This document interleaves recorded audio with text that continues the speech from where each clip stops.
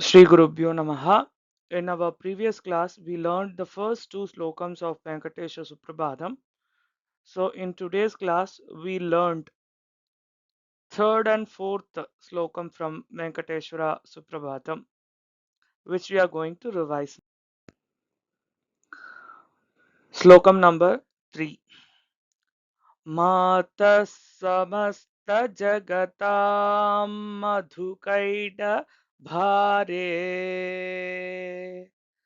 मातः समस्तजगतां मधुकैडभारे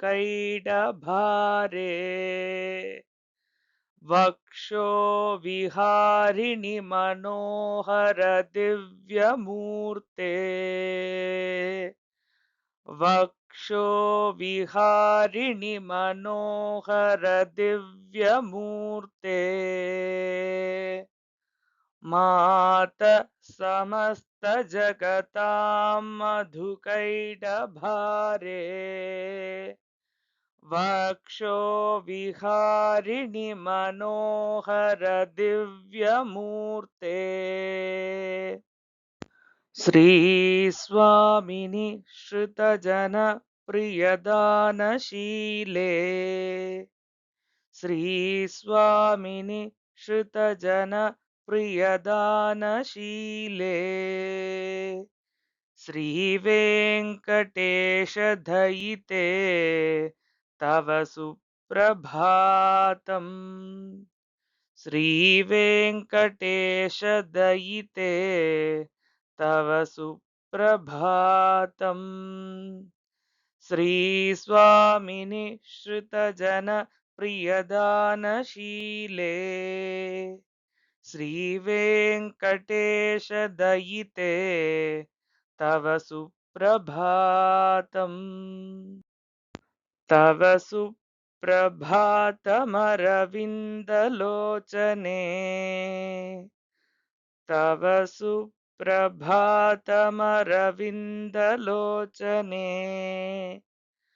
भवतु प्रसन्नमुखचन्द्रमण्डले भवतु प्रसन्नमुखचन्द्रमण्डले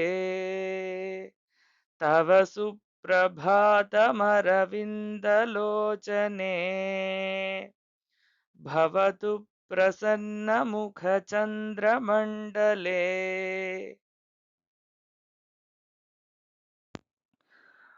विधिशङ्करेन्द्रवनिताभिरर्चिते विधिशङ्करेन्द्रवनिताभिरर्चिते